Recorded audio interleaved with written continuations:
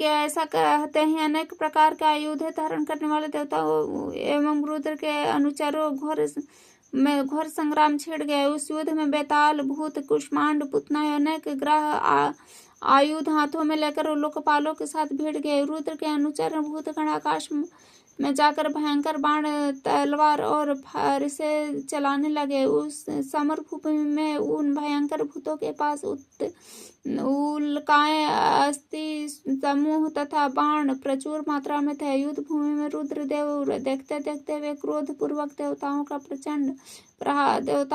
प्रचंड प्रहार करने लगे। तदंतर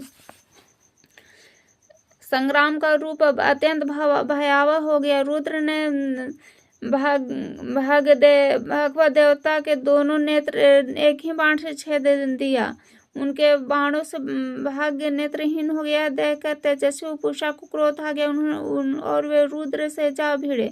उस महान युद्ध में पूषा के बाणों का जाल सा बिछा दिया। देखकर शत्रुहंता रुद्र ने पूषा के सभी दांत तोड़ डाले।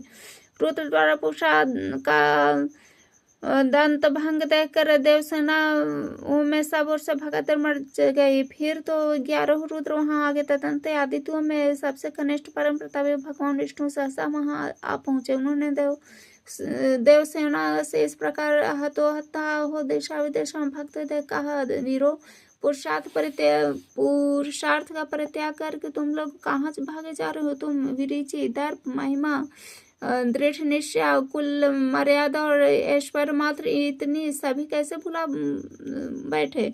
तुम्हारे भीतर ब्रह्मा के सभी गुण विराजमान है। तुम दीर्घायु प्राप्त हो चुकी है।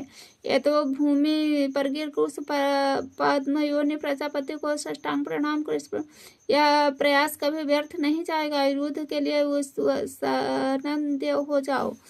इस प्रकार भगवान जनार्दन के श्रीहरि के पीताम्बर सुशोभित हो रहे थे। उनके हाथों में शंख, चक्र, गदा एवं गदा विराजमान थे। देवताओं से ऐसा कहकर भगवान श्रीहरि गरुड़ पर आरूढ़ हो गए। फिर तो भगवान रुद्र ने उनका रोमांचकारी युद्ध छिड़ गया। रुद्र ने पशुपात श्री विष्णु को ने कुपित कर दिया। रुद्र पर नारायण का शास्त्र प्रयोग किया। उनके द्वारा प्रयुक्त नारायण शास्त्र के पशुपात दोनों आकाश में परस्पर टकराने लगे। 1000 दिव्य वर्षों तक उनका भीषण युद्ध चलता रहा। उस संग्राम में एक ने मस्तक पर मुकुट सुशोभित हो रहा था और दूसरे का सिर जटाजाल से सुशोभित था। एक शंख बजा रहे थे तो दूसरे हाथ में मंगलमय डमरू का वादन हो रहा था। एक तलवार लिए हुए थे तो दूसरे दंड। एक का सर्वांग कंठार में संलग्न को वस्तुमाणी से उद्भासित हो रहा था तो दूसरे के श्री विग्रह भस्म द्वारा विभूषित हो रहे थे। एक पीताम्बर धारण किए हुए थे तो दूसरे सर्प की मेखला। ऐसे ही उनके रौद्रांश और नारायणाक्ष में परस्पर होड़ मची हुई थी। उन हरि और हर दोनों बल की एक से एक अधिकता प्रतीत हो रही थी। देखकर पितामह ब्रह्मा जी ने उनसे अनुरोध किया, आप दोनों उत्तम व्रतों के पालन करने वाले हैं, अतः वह अपने अपने स्वभाव के अनुसार शस्त्रों को शांत कर दें। ब्रह्मा जी के इस प्रकार कहने पर विष्णु और शिव दोनों शांत हो गए। पश्चात ब्रह्मा जी ने दोनों से कहा, आप लोग महानुभाव हरि और हर के नाम से जगत में प्रतिष्ठा प्राप्त करेंगे। यद्यपि दक्ष का यज्ञ विध्वंस हो चुका है, फिर यह संपूर्णता को प्राप्त होगा। दक्ष इन देव संतानों से संसार भी यशस्वी होगा।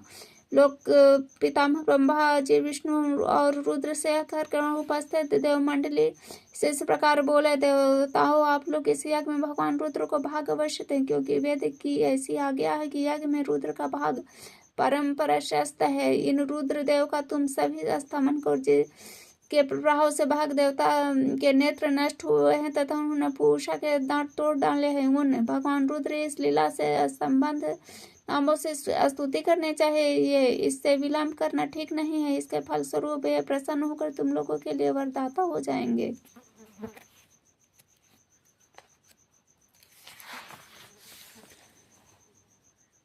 जब ब्रह्मा जी ने देवताओं से इस प्रकार कहा तो आत्मयोगी ब्रह्मा जी ने प्रणाम करके इस अनुराग पूर्वक परमात्मा भगवान की शिव की स्तुति करने लगे। देवतागण बोले, भगवान आप विषम नेत्रों वाले त्रयंबकम, मेरा निरंतर नमस्कार है। आपके सहस्त्र अनंत नेत्र है तथा आप हाथों में त्रिशूल धारण करते हैं, आपको बारंबार नमस्कार है। खंडक वाग और दंड धारण करने वाले आप प्रभु को मेरा बारंबार नमस्कार है। भगवान आपका रुद्र अग्नि के प्रचंड ज्वाला से एवं करोड़ों सूर्य के समान कांतिमान है। प्रभु आपका दर्शन प्राप्त न होने से हम लोग जड़ विज्ञान के आश्रय लेकर पशुत्व को प्राप्त हो गए थे। विष्णु त्रिशूल पाणे 3 नेत्र आपकी शोभा बढ़ाते हैं। आर्तजनों का दुख दूर करना आपका स्वभाव है। विकृत मुख एवं आकृति बनाए रहते हैं। संपूर्ण देवता आपके शासनवर्ती हैं। आप परम शुद्ध स्वरूप सबके दृष्टा तथा रुद्र अच्युत नाम से प्रसिद्ध है। आप हम पर प्रसन्न हुए। इस पूषा के दांत आपके हाथों से महत्न हुए। आपका यह रुद्र भयावह है। बृहत निकाय वासुकीनाथ को धारण करने वाला आपका कंठ देश अत्यंत मनोरम प्रतीत हो रहा है। अच्युत आप विशाल शरीर वाले हैं। इस देवताओं पर अनुग्रह करने के लिए आपने जो कालकूट विष का पान किया है उसे से आपका कंठ भाग नीले वर्ण का हो गया है। सर्वलोक महेश्वर विश्व भूर मूर्ते आप हम पर प्रसन्न हो कृपा करें। अपने भाग के नेत्रों को नष्ट करने वाले पटु देवेश आप इस यज्ञ प्रधान भाग स्वीकार करने की कृपा कीजिए। नीलकंठ आप सभी गुणों में अधिक है। प्रभु आप प्रसन्न हो हमारी रक्षा करें। भगवान सिद्ध स्वरूप गौरीपते शेष कपालित रूप रारे उमापति आपके ही नाम है। पद्म होने ब्रह्मा से प्रकट होने वाले भगवान शंकर भय से हमारी रक्षा करे। देवेश्वर आपके श्रीहरि अंतर्गत हैं। हम अनेक सर्प एवं अंगों सहित संपूर्ण विद्या उपनिषदों तथा सभी अग्नियों के भी देवता परम प्रभु आप भव शर्व महादेव पिनाकी और रुद्र हे सभी आपके नाम विख्यात हैं। आपको हम प्रणाम करते हैं। आप हम सबकी रक्षा करें। इस प्रकार देवताओं की स्तुति करने पर भगवान रुद्र प्रसन्न होकर उनके प्रति कहने लगे कि भगवान रुद्र ने कहा देवताओं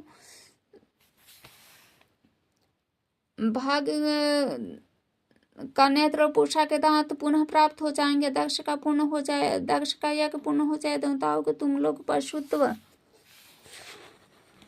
हो गया था इससे भी मैं दूर कर दूंगा। मेरे दर्शन के मात्र से देवता उस पशुत्व से मुक्त होकर शीघ्र ही पशुपतित्व को प्राप्त होंगे। मैं अनादिकाल से संपूर्ण विद्याओं का सिद्धेश्वर हूँ। पशुवध जीवों में उनके अधीश्वर रूप तथा अंतरलोक में मेरा नाम पशुपति होगा। मेरी उपासना करने से पशुपात दीक्षा से युक्त होंगे। भगवान रुद्र ऐसा कहने पर लोकपति मुझे अत्यंत स्नेहपूर्वक हंसते हुए उनसे बोले रुद्रदेव आप निश्चय ही जगत के पशुपति नाम से प्रसिद्ध होंगे। आप साथ ही यह दक्ष भी आपके संबंध से शुद्ध होकर संसार ख्याति प्राप्त करेगा। संपूर्ण संसार द्वारा इसका समागम होगा।